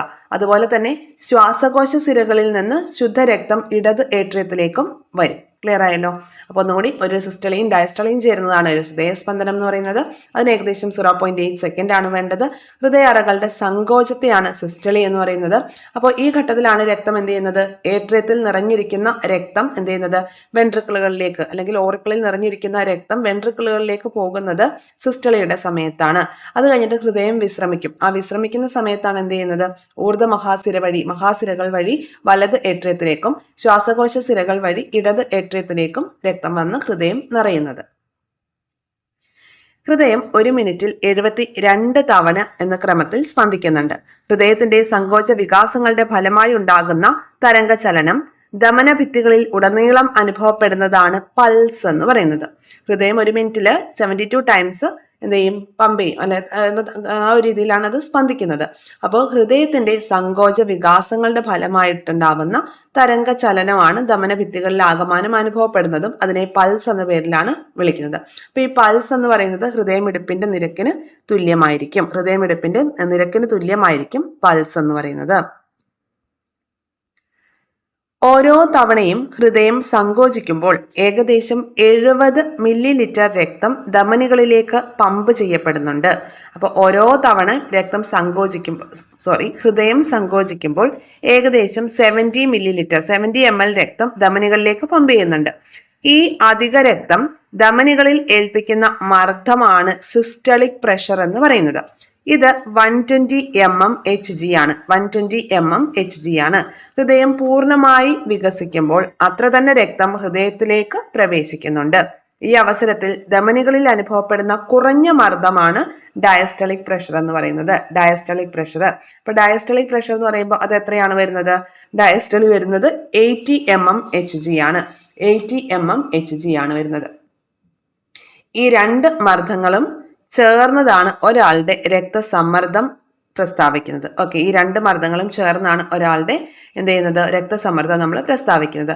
അതിനുവേണ്ടി യൂസ് ചെയ്യുന്നതാണ് സ്പിഗ്മോമാനോമീറ്റർ. സ്പിഗ്മോമാനോമീറ്റർ എന്ന ഉപകരണം രക്തസമ്മർദ്ദം അളക്കാൻ വേണ്ടിയിട്ടാണ് ഉപയോഗിക്കുന്നത്.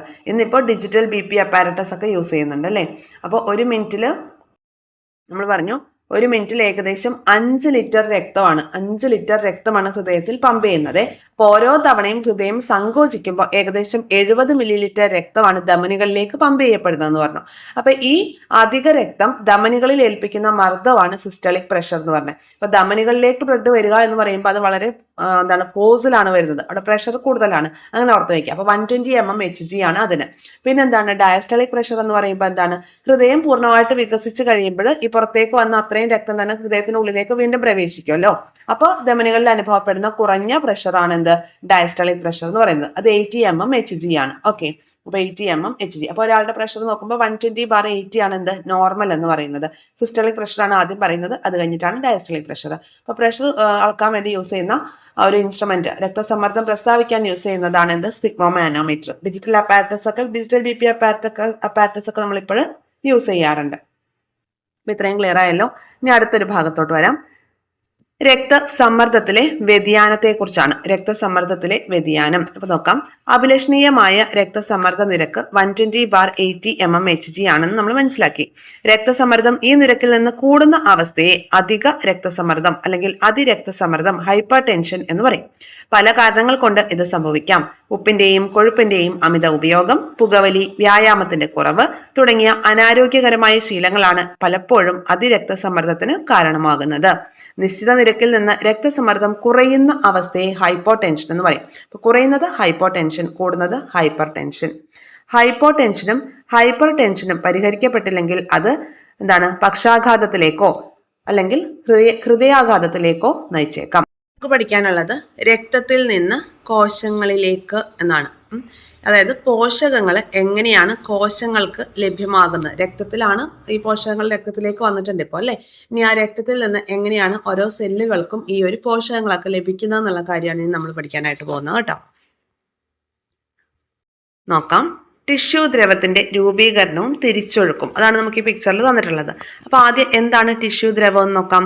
ലോമികകളിലൂടെ രക്തം പ്രവഹിക്കുമ്പോൾ ലോമികാ ഭിത്തിയിലെ ചെറു സുഷിരങ്ങളിലൂടെ, നമ്മൾ നേരത്തെ പറഞ്ഞില്ലേ ലോമികയുടെ ഭിത്തിയിൽ എന്തുണ്ട്, ചെറു സുഷിരങ്ങളുണ്ട് എന്ന് പറഞ്ഞിരുന്നു അല്ലെ. ഒരു ബോക്സ് പഠിച്ചപ്പോൾ നമ്മൾ പറഞ്ഞില്ലേ, ആ ലോമികകൾ എന്തുണ്ട്, ഒറ്റ ഭിത്തി കോശങ്ങളാണ്.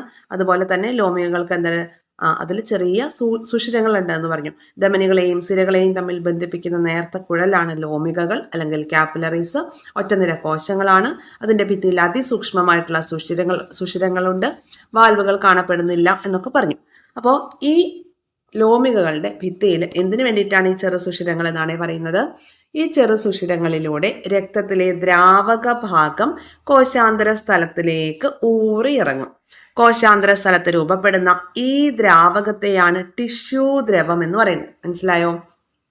ലോമികകളിൽ എന്തുണ്ട്, ചെറിയ ചെറിയ സുഷിരങ്ങളുണ്ട്.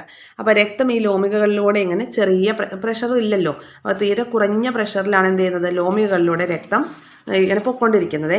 അപ്പോൾ കുറഞ്ഞ വേഗത്തിലും മർദ്ദത്തിലുമാണ്. അപ്പോൾ ഈ ചെറിയ സുഷിരങ്ങളിലൂടെ എന്ത് ചെയ്യും, കോശാന്തര സ്ഥലത്തേക്ക് ഈ രക്തത്തിൽ നിന്ന് ഒരു ദ്രാവകം ഊറിയിറങ്ങും. ഇതിനെയാണ് എന്ത് പറയുന്നത്, ടിഷ്യൂ ദ്രവം അല്ലെങ്കിൽ ടിഷ്യൂ ഫ്ലൂയിഡ് എന്ന് പറയുന്നത്. ഇതിൽ അരുണരക്താണുക്കളും വലിയ പ്രോട്ടീൻ തന്മാത്രകളും പ്ലേറ്റ്ലെറ്റുകളും ഒന്നുമില്ല. അപ്പോൾ ടിഷ്യൂ ദ്രവവും കോശങ്ങളും തമ്മിലാണ് എന്ത് ചെയ്യുന്നത്, പദാർത്ഥ വിനിമയം പിന്നെ നടക്കുന്നത്. അപ്പോൾ ടിഷ്യൂ ദ്രവം രക്തത്തിലേക്കും ലിംഫ് ലോമികകൾക്കുള്ളിലേക്കും ആഗിരണം ചെയ്യപ്പെടുന്നുണ്ട്. ലിംഫ് ലോമികകളിലുള്ള ടിഷ്യൂ ദ്രവമാണ് ലിംഫ് എന്ന് പറയുന്നത്. ലിംഫ് ലോമികകൾക്കുള്ളിലുള്ള ടിഷ്യൂ ദ്രവത്തെയാണ് ലിംഫ് എന്ന് പറയുന്നത്. ക്ലിയർ ആയല്ലോ ടിഷ്യൂ ദ്രവം എന്താണെന്നുള്ളത്. ലോമികകളുടെ ചെറു സുഷിരങ്ങളിലൂടെ രക്തത്തിലെ ദ്രാവക ഭാഗം കോശാന്തര സ്ഥലത്തേക്ക് ഊറിയിറങ്ങുന്നു. ഈ ദ്രാവകത്തെ ടിഷ്യൂ ദ്രവം എന്ന് പറയുന്നു. ഇതിലൊന്നുമില്ല, എന്തൊക്കെയില്ല, അരുണരക്താണുക്കളില്ല, വലിയ പ്രോട്ടീൻ തന്മാത്രകളില്ല, പ്ലേറ്റ്ലെറ്റുകളോ ഒന്നുമില്ല.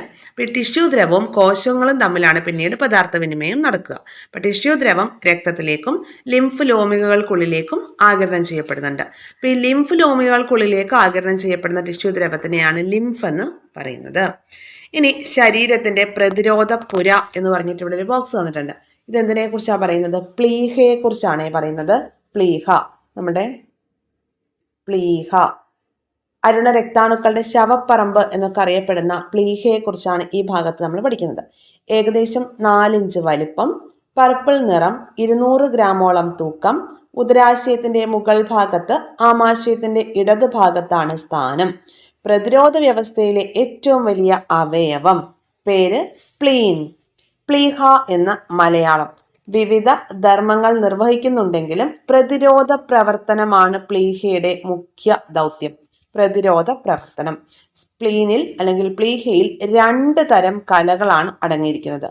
ചുവന്ന പൾപ്പ് കലകൾ രക്തത്തിലെ പ്രായമേറിയതും കേടായതുമായ അരുണരക്താണുക്കളെ അരിച്ച് നീക്കം ചെയ്യുന്നു. അതുകൊണ്ടാണ് അരുണരക്താണുക്കളുടെ ശവപ്പറമ്പ് എന്ന് പ്ലീഹ അറിയപ്പെടുന്നത്. പ്ലീഹയിൽ എന്തുണ്ട്, 2 കലകളുണ്ട്. ചുവന്ന പൾപ്പ് കലകൾ രക്തത്തിലെ പ്രായമേറിയതും കേടായിട്ടുമുള്ള കേടായതുമായിട്ടുള്ള അരുണ രക്താണുക്കളെ അരിച്ച് നീക്കം ചെയ്യുന്നു. അവയിലെ പുനരുപയോഗിക്കാൻ കഴിയുന്ന ഇരുമ്പ് പോലുള്ള ഘടകങ്ങളെ സംരക്ഷിക്കുകയും ചെയ്യുന്നു. പിന്നെ വെളുത്ത പൾപ്പ് കോശങ്ങളുണ്ട്. അതെന്തിനാണ്? പ്രതിരോധ സംവിധാനമായിട്ടുള്ള പ്രധാന ഘടകമായിട്ടുള്ള ടി കോശങ്ങളെയും ബി കോശങ്ങളെയും സംഭരിക്കുന്നു. ശരീരത്തിനുള്ളിൽ കടക്കുന്ന രോഗകാരികളായ ബാക്ടീരിയകളും വൈറസുകളും ഏതെന്ന് തിരിച്ചറിഞ്ഞ് അവയെ നശിപ്പിക്കാൻ ആവശ്യമായിട്ടുള്ള ലിംഫോസൈറ്റുകൾ നിർമ്മിക്കപ്പെടുന്നത് സ്പ്ലീനിലും ലിംഫ് നോഡുകളിലും വെച്ചാണ്. അതുകൊണ്ടാണ് നമ്മുടെ ശരീരത്തിൽ എന്തെങ്കിലും ഇൻഫെക്ഷൻസ് വരുമ്പോൾ എന്തുണ്ടാവുന്നത്? ഈ ലിംഫ് നോഡ് വീർക്കുന്നത്. ചുരുക്കത്തിൽ ശരീരത്തിലെ ആയുധപ്പുരയോ പട്ടാള ക്യാമ്പോ ആണ് ഈ ചെറിയ അവയവം എന്ന് പറയാം. ഇവിടെ ഇമ്പോർട്ടൻ്റ് ആയിട്ടുള്ള കുറച്ച് പോയിന്റ്സ് ഉണ്ട്, വായിച്ച് മനസ്സിലാക്കി വെക്കണം. പ്ലീഹ എന്ന് പറയുന്നത് അരുണ രക്താണുക്കളുടെ ശവപ്പറമ്പ് എന്നാണ് അറിയപ്പെടുന്നത്. ഈ ചോദ്യം PSC ചോദിച്ചിട്ടുള്ളതാണ്. പ്രതിരോധ വ്യവസ്ഥയിലെ ഏറ്റവും വലിയ അവയവമാണ് സ്പ്ലീൻ അല്ലെങ്കിൽ പ്ലീഹ എന്ന് പറയുന്നത്. അപ്പൊ പ്രതിരോധ പ്രവർത്തനമാണ് അതിന്റെ മുഖ്യമായിട്ടുള്ള ധർമ്മം എന്ന് പറയുന്നത് അല്ലെ. പ്ലെയിനിൽ 2 തരം കലകളുണ്ട്. ചുവന്ന പൾപ്പ് കലകളും വെളുത്ത പൾപ്പ് കലകളും ഉണ്ട്. ചുവന്ന പൾപ്പ് കല എന്ന് പറയുമ്പോൾ എന്താണ്? RBC അരിച്ചെടുക്കുകയാണ് ചെയ്യുന്നത് അല്ലെ. പ്രായമേറിയതും കേടായതുമായിട്ടുള്ള RBC അരിച്ച് നീക്കം ചെയ്തിട്ട് അവയിലെ പുനരുപയോഗിക്കാൻ കഴിയുന്ന ഇരുമ്പ് പോലുള്ള ഘടകങ്ങളെയൊക്കെ സംരക്ഷിച്ചു വെക്കുന്നുണ്ട്. പിന്നെ വെളുപ്പ് പൾപ്പ് കലകൾ എന്ന് പറയുമ്പോൾ പ്രതിരോധ സംവിധാനവുമായി ബന്ധപ്പെട്ടതാണ് അല്ലെ. ടി കോശങ്ങളെയും ബി കോശങ്ങളെയും ഒക്കെ സംഭരിക്കുന്നു. അതുപോലെ തന്നെ ശരീരത്തിനുള്ളിൽ കടക്കുന്ന രോഗകാരികളായിട്ടുള്ള ബാക്ടീരിയകളെയും വൈറസുകളെയും ഒക്കെ ഏതെന്ന് തിരിച്ചറിഞ്ഞ് അവയെ നശിപ്പിക്കാൻ ആവശ്യമായിട്ടുള്ള ലിംഫോസൈറ്റുകൾ നിർമ്മിക്കുന്നുണ്ട്. പിന്നെ ഈ സ്പ്ലീനിലും ലിംഫ് നോഡുകളിലും വെച്ചിട്ടാണ് ഈ കാര്യങ്ങളൊക്കെ ചെയ്യുന്നത്. ചുരുക്കത്തിലെ ശരീരത്തിലെ ആയുധപുരയായിട്ടോ പട്ടാള ക്യാമ്പായിട്ടോ ഒക്കെ നമുക്ക് പ്ലീഹയെ വിശേഷിപ്പിക്കാം. ഇനി എന്തിനെ കുറിച്ചാണ് പറയുന്നത്? ഇവിടെ രക്തത്തോടൊപ്പം ലിംഫും പദാർത്ഥങ്ങളുടെ സംവഹനത്തിൽ പങ്കെടുക്കുന്നുണ്ട്. ഇവിടെ ചെറുകുടലിൽ വെച്ച് ലിംഫ് ആഗിരണം ചെയ്യപ്പെടുന്ന ഫാറ്റി ആസിഡും ഗ്ലിസറോളും കോശത്തിൽ എത്തുന്നത് എങ്ങനെയാണെന്നാണ് ഇനി പഠിക്കാനായിട്ട് പോകുന്നത്. ലയിക്കാത്ത ഫാറ്റി ആസിഡും ഗ്ലിസറോളും ലിംഫിലേക്കാണ് ആഗിരണം ചെയ്യപ്പെടുന്നത് എന്ന് നമ്മൾ പറഞ്ഞു. ലാക്റ്റിയലിലെ ലിംഫിലേക്കാണെന്ന് പറഞ്ഞു. അപ്പൊ ചെറുകുടലിൽ വെച്ച് ലിംഫിലേക്ക് ആഗിരണം ചെയ്യപ്പെടുന്ന ഈ ഫാറ്റി ആസിഡും ഗ്ലിസറോളും കോശങ്ങളിൽ എത്തുന്നത് അങ്ങനെയാണെന്നാണ് ഇനി പറയുന്നത്. ഫാറ്റി ആസിഡും ഗ്ലിസറോളും ലാക്റ്റിയലുകൾക്കുള്ളിലെ ലിംഫിലേക്ക് എത്തും. അപ്പൊ അവിടെ ചെറിയ ലിംഫ് വാഹികളുണ്ട്. ചെറിയ ലിംഫ് വാഹികളിൽ നിന്ന് വലിയ ലിംഫ് വാഹികളിലേക്ക് എത്തുന്നു. പിന്നീട് മഹാസിരയിലേക്ക് എത്തുന്ന ആ ഒരു ഇംപ്യാ ബ്ലഡിലൂടെ എന്ത് ചെയ്യുന്നു? ഹൃദയത്തിലേക്ക് എത്തുകയാണ് ചെയ്യുന്നത്. ഇനി രക്തപര്യന വ്യവസ്ഥയ്ക്ക് സമാന്തരമായി ലിംഫിന്റെ ഒഴുക്കും നടക്കുന്നുണ്ട് അല്ലെ. അതാണ് ഇപ്പൊ നമ്മൾ പറഞ്ഞത്. രക്തത്തിൽ നിന്ന് രൂപപ്പെടുന്ന ലിംഫ് വാഹികളിലൂടെ കടന്ന് ഹൃദയത്തിനടുത്ത് വെച്ച് രക്തത്തിലേക്ക് തന്നെ തിരിച്ചെത്തുകയാണ് ചെയ്യുന്നത്. അപ്പോൾ രക്തത്തിൽ നിന്നും ലിംഫ് രൂപപ്പെട്ട് രക്തത്തിലേക്ക് തന്നെ തിരിച്ചെത്തുകയാണ് ചെയ്യുന്നത്. രക്തത്തിൽ നിന്ന് രൂപപ്പെടുന്ന ലിംഫ് വാഹികളിലൂടെ കടന്ന് ഹൃദയത്തിനടുത്ത് വെച്ച് രക്തത്തിലേക്ക് തന്നെ തിരിച്ചെത്തുന്നു.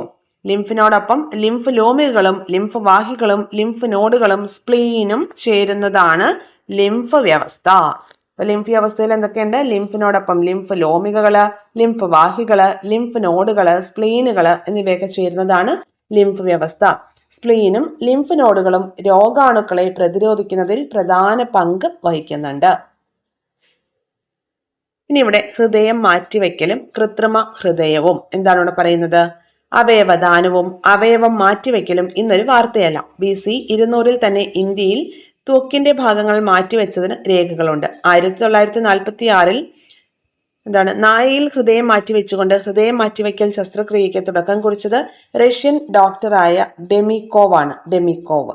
മനുഷ്യനിൽ ഈ ശസ്ത്രക്രിയ ആദ്യമായി വിജയിക്കുന്നത് 1967 ദക്ഷിണാഫ്രിക്കയിൽ ക്രിസ്ത്യൻ ബെർണാഡിന്റെ നേതൃത്വത്തിലാണ്. രോഗി 18 ദിവസം മാത്രമേ ജീവിച്ചിരുന്നുള്ളൂ എങ്കിലും അതൊരു വലിയ തുടക്കമായിരുന്നു. 1994 ന്യൂഡൽഹിയിൽ ഓൾ ഇന്ത്യ മെഡിക്കൽ ഇൻസ്റ്റിറ്റ്യൂട്ടിൽ വെച്ച് ഡോക്ടർ P. വേണുഗോപാലും സംഘവും ഇന്ത്യയിലും വിജയം ആവർത്തിച്ചു. ഹൃദയം മാറ്റിവെക്കൽ ഇന്ന് ലോകവ്യാപകമാണ്. അതും കടന്ന് 1982 റോബർട്ട് ജാർവിക്കിന്റെയും ജൊഹാൻ കോഫിന്റെയും നേതൃത്വത്തിൽ രോഗബാധിത ഹൃദയത്തിന് പകരം കൃത്രിമ ഹൃദയം വെച്ച് പിടിപ്പിച്ച വൈദ്യശാസ്ത്ര മേഖലയിൽ മറ്റൊരു നാഴികക്കല്ലിട്ടു. ആരൊക്കെയാണ് പറയുന്നത്? കൃത്രിമ ഹൃദയം വെച്ച് പിടിപ്പിച്ചത് റോബർട്ട് ജാർവിക്കും അതുപോലെ ജൊഹാൻ കോഫും ചേർന്നാണ്. ആ ഒരു പോയിന്റ് കൂടി നോട്ട് ചെയ്ത് വെച്ചേക്കാം. ഇനി ലോക ഹൃദയ ദിനം എന്നാണ്? സെപ്റ്റംബർ 29 ലോക ഹൃദയ ദിനമാണ്. അതിറോസ്ക്ലെറോസിസിനെ കുറിച്ച് പറയുന്നുണ്ട്. എന്താണ് അതിറോസ്ക്ലെറോസിസ്? അതായത് ഭക്ഷണത്തിൽ കൊഴുപ്പിന്റെ അളവ് കൂടുവാണെങ്കിൽ ധമനീ ഭിത്തികളിൽ കൊഴുപ്പ് അടിഞ്ഞുകൂടും. ധമനീ ഭിത്തികളിൽ കൊഴുപ്പ് അടിഞ്ഞുകൂടി ഉണ്ടാകുന്ന അവസ്ഥയാണ് അതിറോസ്ക്ലെറോസിസ് എന്ന് പറയുന്നത്. അങ്ങനെ അടിഞ്ഞുകൂടുമ്പോൾ ധമനിയുടെ ഉൾവ്യാസം കുറയുകയും അതുപോലെ തന്നെ അതിന്റെ ഇലാസ്റ്റികതയൊക്കെ നഷ്ടപ്പെട്ട് അത് പൊട്ടാനുള്ള സാധ്യതയും ഉണ്ട് അല്ലെ. ഹൃദയാഘാതത്തിന് കാരണമാകുന്ന എന്താണ് എന്നാണ്, അതായത് കൊഴുപ്പാണ് ഏറ്റവും വലിയ വില്ലൻ. ഇനി സംവഹനം സസ്യങ്ങളിൽ എന്ന് പറഞ്ഞു തന്നിട്ടുണ്ട്. സംവഹനം സസ്യങ്ങളിൽ. അപ്പൊ സസ്യങ്ങളിലെ സങ്കീർണ കലയായിട്ടുള്ള സംവഹന കലകളെ കുറിച്ച് നമ്മൾ ഓൾറെഡി പഠിച്ചു അല്ലെ. ഏതൊക്കെയായിരുന്നു? സൈലവും ഫ്ലോയവും. അപ്പൊ സൈലം എന്ന് പറയുമ്പോൾ എന്താണ്? സൈലം വാട്ടറും മിനറൽസും ഒക്കെ ലീവ്സിലേക്ക് എത്തിക്കുകയാണ് അല്ലെ. റൂട്ട് വലിച്ചെടുക്കുന്ന വാട്ടർ ആൻഡ് മിനറൽസ്, ജലവും ലവണങ്ങളും ഇലകളിലേക്ക് എത്തിക്കുന്നത് സൈലമാണ്. ഇനി ഫ്ലോയം ആണെങ്കിൽ എന്താണ് ചെയ്യുക? ഫ്ലോയം ഫുഡ്, ഇലകളിൽ ഉണ്ടാക്കിയിരിക്കുന്ന ഫുഡ് ഡിഫറെന്റ് പാർട്ട് ഓഫ് ഒരു പ്ലാന്റിന്റെ വിവിധ ഭാഗങ്ങളിലേക്ക് എത്തിക്കുകയാണ്, അല്ലെങ്കിൽ ആഹാര സംവഹനം നടത്തുന്ന ഡ്യൂട്ടിയാണ് ആർക്ക്? ഫ്ലോയത്തിന് ഉള്ളത്. ഇനി സംവഹനം സൈലത്തിലൂടെ എന്ന് പറയുന്നുണ്ട്. അതായത് ഇപ്പൊ നമ്മൾ പറഞ്ഞ കാര്യം തന്നെയാണ്. വേരുകൾ മണ്ണിൽ നിന്ന് വലിച്ചെടുക്കുന്ന ജലവും ലവണങ്ങളും സംവഹന കലയായ സൈലത്തിലൂടെയാണ് ഇലകളിലേക്ക് എത്തുന്നത്. ഇനി സൈലത്തിലെ മൃത കോശങ്ങളായിട്ടുള്ള ട്രക്കീഡുകളിലൂടെയും വെസലുകളിലൂടെയുമാണ് ജലത്തിന്റെ സംവഹനം നടക്കുന്നത്. ഓക്കെ, ട്രക്കീഡുകളിലൂടെയും വെസലുകളിലൂടെയുമാണ് ജലത്തിന്റെ സംവഹനം നടക്കുന്നത്. സൈലത്തിലെ മൃത കോശങ്ങളാണ് ട്രക്കീഡുകളും വെസലുകളും. വെസലുകൾക്ക് ട്രക്കീഡുകളെ അപേക്ഷിച്ച് വ്യാസം കൂടുതലാണ്. വെസലുകൾക്കാണ് വ്യാസം കൂടുതൽ. ഇനി വെസലുകൾ ഒന്നിനു മുകളിൽ ഒന്നായി ക്രമീകരിച്ചിരിക്കുന്നു. ഇവയ്ക്കിടയിലെ കോശഭിത്തി നശിച്ചു പോയതിനാൽ നീണ്ട പൈപ്പുകൾ പോലെയാണ് ഇവ കാണപ്പെടുന്നത്. ഓക്കെ, അപ്പോൾ വെസലുകളെ കുറിച്ച് പറയുന്നുണ്ട്. വെസലുകൾക്ക് എന്താണ്? ട്രക്കീഡുകളെ അപേക്ഷിച്ച് വ്യാസം കൂടുതലാണ്. സൈലത്തിലെ മൃതകോശങ്ങളായിട്ടുള്ള ട്രക്കീഡുകളും വെസലുകളും ജലസംവഹനത്തിന് സഹായിക്കുന്നുണ്ട്. ഓക്കെ, വെസലുകൾക്കുള്ളിൽ എന്തില്ല? അതിനുള്ളിൽ ഈ കോശഭിത്തി ഒന്നുമില്ല. അപ്പൊ അതൊരു നീണ്ട കുഴൽ പോലെയാണ് വർക്ക് ചെയ്യുന്നത്. ഒട്ടനവധി പ്രക്രിയകളുടെ കൂട്ടായ പ്രവർത്തനം മൂലമാണ് ജലം സുഗമമായി ഇലകളിലും മറ്റു ഭാഗങ്ങളിലേക്കും എത്തിച്ചേരുന്നത്. ഈ പ്രതിഭാസങ്ങൾ ഏതൊക്കെയാണ്? അതായത് സസ്യസ്വേദനം, ട്രാൻസ്പിറേഷൻ, മൂലമർദ്ദം, അതുപോലെ കൊഹിഷൻ, അദിഷൻ എന്നീ പ്രോസസ്സുകൾ മുഖാന്തരമാണ് എന്ത് ചെയ്യുന്നത്? ജലം സുഗമമായി ഇലകളിലേക്കും മറ്റു ഭാഗങ്ങളിലേക്കും എത്തിച്ചേരുന്നത്. ഏതൊക്കെയാണ്? സസ്യസ്വേദനം അല്ലെങ്കിൽ ട്രാൻസ്പിറേഷൻ, മൂലമർദ്ദം അല്ലെങ്കിൽ റൂട്ട് പ്രഷർ, കൊഹിഷൻ, അദിഷൻ. ഇനി സസ്യസ്വേദനം എന്താണെന്ന് പറയുന്നുണ്ട്, നോക്കാം. ജലം ഇലകളിൽ നിന്നാണ് പുറത്തു വന്നത് എന്ന് അനുമാനിക്കാം. ഓക്കെ, ഇലകളിൽ നിന്ന് ബാഷ്പീകരണം മൂലം ജലം പുറന്തള്ളുന്നുണ്ട്. ഇലകളിൽ നിന്ന് ബാഷ്പീകരണം മൂലം ജലം പുറന്തള്ളുന്നുണ്ട്. ഈ പ്രക്രിയയാണ് ട്രാൻസ്പിറേഷൻ അല്ലെങ്കിൽ സസ്യസ്വേദനം എന്ന് പറയുന്നത്. ജലം ഇലകളിൽ നിന്ന് പുറത്തേക്ക് പോകുന്നുണ്ട് അല്ലെ, അത് ബാഷ്പീകരണം മൂലമാണ് പോകുന്നത്. അപ്പൊ ഈ പ്രക്രിയയാണ് എന്ത് പറയുന്നത്? ട്രാൻസ്പിറേഷൻ അല്ലെങ്കിൽ സസ്യസ്വേദനം എന്ന് പറയുന്നത്. സസ്യസ്വേദനത്തെ കുറിച്ചാണ് ഈ ഭാഗത്ത് പറയുന്നത്. ഇനി അടുത്തൊരു പേജിൽ എന്താണ്? ഇവിടെ സസ്യങ്ങളിൽ ജലത്തിന്റെ പ്രവാഹം നടക്കുന്നത് എങ്ങനെയാണ് എന്ന് പറയുന്നുണ്ട്. ഇത് നിങ്ങളൊന്ന് നോക്കാം. ഇനി ഇവിടെ നമുക്ക് അതിന്റെ എക്സ്പ്ലനേഷൻ തന്നിട്ടുണ്ട്. സസ്യസ്വേദനം അല്ലെങ്കിൽ ട്രാൻസ്പിറേഷൻ വഴി ഇലകളിലെ കോശാന്തര സ്ഥലങ്ങളിൽ നിന്ന് ആസ്യരന്ധ്രം സ്റ്റൊമാറ്റകളിലൂടെ എന്ത് ചെയ്യും? ജലം നഷ്ടപ്പെടും. ഇത് ഇലകളിലെ കോശങ്ങളിലെ മർദ്ദം കുറയ്ക്കും. അപ്പൊ ഈ മർദ്ദ വ്യത്യാസം പരിഹരിക്കുന്നതിന് വേണ്ടിയിട്ട് പ്രസ്തുത കോശങ്ങളിലേക്ക് സമീപ കോശങ്ങളിൽ നിന്ന് ഓസ്മോസിസിലൂടെ ജലം പ്രവേശിക്കും. അപ്പൊ ഇങ്ങനെ സസ്യസ്വേദനം വഴി ഉണ്ടാവുന്ന വലിവ് അല്ലെങ്കിൽ ട്രാൻസ്പിറേഷൻ പുള്ള് വളരെ ഉയരത്തിലേക്ക് ജലം എത്താനായിട്ട് സഹായിക്കും. ഇതുകൂടാതെ ജലതന്മാത്രകൾക്ക് പരസ്പരം അവ സഞ്ചരിക്കുന്ന കുഴലുകളുടെ ഭിത്തിയുമായി ഒട്ടിച്ചേർന്ന് നിൽക്കാനുമുള്ള കഴിവുണ്ട്. അപ്പൊ ഈ പ്രതിഭാസങ്ങൾ യഥാക്രമം കൊഹിഷൻ എന്നും അദിഷൻ എന്നും അറിയപ്പെടുന്നുണ്ട്. ഒരേപോലെയുള്ളവ തമ്മിൽ ഒട്ടിച്ചേർന്ന് നിൽക്കുന്നതിന് എന്ത് പറയും? കൊഹിഷൻ എന്ന് പറയും അല്ലെ. അപ്പോൾ ഈ ജലതന്മാത്രകളും ഈ സൈലം കുഴലുകളും അവ തമ്മിലുള്ള ആ ഒരു അട്രാക്ഷനാണ് എന്ത് പറയുന്നത്? അദിഷൻ എന്ന് പറയുന്നത്. അപ്പോൾ ഇവയോടൊപ്പം ജലം ആഗിരണം ചെയ്യുന്നത് വഴി വേരിലെ കോശങ്ങൾ രൂപപ്പെടുന്ന മൂലമർദ്ദം റൂട്ട് പ്രഷർ ജലത്തിന്റെ സുഗമമായ ഉയർച്ചയ്ക്ക് സഹായകമാകുന്നുണ്ട്. പ്രത്യേകിച്ച് ഒന്നുമില്ല. ഒന്ന് സമപ്പം ഇത് പറയുകയാണെങ്കിൽ ഇലകളിലൂടെ ജലനഷ്ടം ഉണ്ടാവും അല്ലെ. ട്രാൻസ്പിറേഷൻ മൂലം അല്ലെ സസ്യസ്വേദനം വഴി ഇലകളിലൂടെ ജലനഷ്ടം ഉണ്ടാവും. ആ സമയത്ത് കൊഹിഷൻ അദിഷൻ വഴി ജലം എന്ത് ചെയ്യും? സൈലം കുഴലിലൂടെ മുകളിലേക്ക് ഉയരും. എന്നിട്ട് എന്ത് ചെയ്യും? ഇലകളിലേക്ക് എത്തും. എങ്ങനെ? ഓസ്മോസിസ് വഴിയാണ് ഇലകളിലേക്ക് എത്തുന്നത്. പിന്നീട് ട്രാൻസ്പിറേഷൻ മൂലം എന്ത് ചെയ്യും? വീണ്ടും ഇലകളിലൂടെ ഇങ്ങനെ നഷ്ടപ്പെട്ടുകൊണ്ടേയിരിക്കും. അതൊരു സൈക്കിൾ പോലെ ഇങ്ങനെ നടക്കും. അത്രേ ഉള്ളൂ കേട്ടോ. ഇനി അടുത്തത് സംവഹനം ഫ്ലോയത്തിലൂടെ എന്ന് പറഞ്ഞു തന്നിട്ടുണ്ട്. എന്താണ് ഇവിടെ? ഫ്ലോയത്തിലെ മുഖ്യ ഭാഗമാണ് സീവ് നാളി. സീവ് നാളി എന്ന് പറയുന്നത് ഫ്ലോയത്തിലെ മുഖ്യ ഭാഗമാണ്. അപ്പൊ ഈ സീവ് നാളിയിലൂടെ സുക്രോസ് രൂപത്തിലാണ് ആഹാരം സംവഹനം നടക്കുന്നത്. സൈലം വെസലുകൾ പോലെ സീവ് നാളികളിൽ ഒന്നിനു മുകളിൽ ഒന്നായി ക്രമീകരിച്ചിട്ടുള്ള കുഴലുകൾ പോലെയാണ് കാണപ്പെടുന്നത്. എന്നാൽ സൈലം വെസലുകളിൽ നിന്ന് വ്യത്യസ്തമായി ഇവയുടെ കുറുകെയുള്ള ഭിത്തിയിൽ സുഷിരങ്ങൾ കാണപ്പെടുന്നുണ്ട്. ഈ സുഷിരങ്ങളിലൂടെ സീവ് നാളികളിലെ കോശദ്രവ്യം പരസ്പരം ബന്ധപ്പെട്ടിരിക്കുന്നതിനാൽ ആഹാര തന്മാത്രകൾക്ക് സീവ് നാളികളിലൂടെ സഞ്ചരിക്കാൻ കഴിയുന്നു. സീവ് നാളികളോട് ചേർന്ന് സഹകോശങ്ങൾ അല്ലെ കമ്പാനിയൻ സെൽസ് കാണപ്പെടുന്നുണ്ട്. ഇവയും സീവ് നാളികളിലൂടെ ആഹാര സംവഹനത്തിന് സഹായിക്കും. ക്ലിയർ ആയല്ലോ? അതായത് മനുഷ്യരിലെ പദാർത്ഥ സംവഹനവും സസ്യങ്ങളിലെ പദാർത്ഥ സംവഹനവും തമ്മിലുള്ള വ്യത്യാസമാണ് ഈ പറഞ്ഞിരിക്കുന്നത്. ഓക്കെ, അപ്പോൾ ഇവിടെ സംവഹനം ഫ്ലോയത്തിലൂടെ നടക്കുന്നത് എങ്ങനെയാണ്, അതുപോലെ സൈലം വഴി എങ്ങനെയാണ് ജലവും ലവണങ്ങളും ഇലകളിലേക്ക് എത്തുന്നത്, ഈ കാര്യങ്ങളൊക്കെ നമ്മൾ പറഞ്ഞു. അതുപോലെ നമ്മുടെ ദഹനവുമായി ബന്ധപ്പെട്ട് എന്താണ് ചെറുകുടലിൽ നിന്ന് ആഗിരണം ആരംഭിക്കുന്ന ലഘുപോഷക ഘടകങ്ങൾ എങ്ങനെയാണ് രക്തത്തിലേക്ക് എത്തുന്നതെന്നും ഓരോ കോശങ്ങളും അത് എങ്ങനെയാണ് ഉപയോഗപ്പെടുത്തുന്നതെന്നും ശരീര വളർച്ചയ്ക്കും ശരീരത്തിലെ ഉപാപചയ പ്രവർത്തനങ്ങൾ നടക്കുന്നതിനും എങ്ങനെയാണ് ഈ ഒരു ലഘുപോഷകങ്ങൾ സഹായകമാകുന്നത് എന്നൊക്കെ നമ്മൾ ഈ ഒരു ചാപ്റ്ററിൽ പഠിച്ചു. അപ്പൊ ഇത്രയും കാര്യങ്ങളാണ് നമുക്ക് ഈ ഒരു ചാപ്റ്ററിൽ പഠിക്കാനായിട്ടുള്ളത്. ഓക്കെ, ക്ലാസ്സുകളൊക്കെ നിങ്ങൾക്ക് യൂസ്ഫുൾ ആകുന്നുണ്ട് എന്നുണ്ടെങ്കിൽ ചാനൽ സബ്സ്ക്രൈബ് ചെയ്ത് സപ്പോർട്ട് ചെയ്യുക.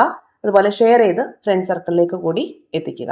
ലൈക്ക് ചെയ്യുക, ഹൈപ്പ് ചെയ്യുക. അഭിപ്രായങ്ങളെല്ലാം കമന്റ് ബോക്സിൽ തീർച്ചയായിട്ടും പറയാനായിട്ട് ശ്രദ്ധിക്കുക. കൂടാതെ ടെലഗ്രാം ചാനലിലേക്ക് ജോയിൻ ചെയ്യാനുള്ള ലിങ്ക് ഫസ്റ്റ് കമന്റ് ആയിട്ട് കൊടുത്തിട്ടുണ്ട്. റിവിഷൻസും വീക്ക്ലി എക്സാംസും ഒക്കെ നമ്മൾ ടെലഗ്രാം ചാനലിൽ കണ്ടക്ട് ചെയ്യുന്നുണ്ട്. തീർച്ചയായിട്ടും ടെലഗ്രാം ചാനലിലേക്ക് കൂടി ജോയിൻ ചെയ്യാം കേട്ടോ. Thank you all.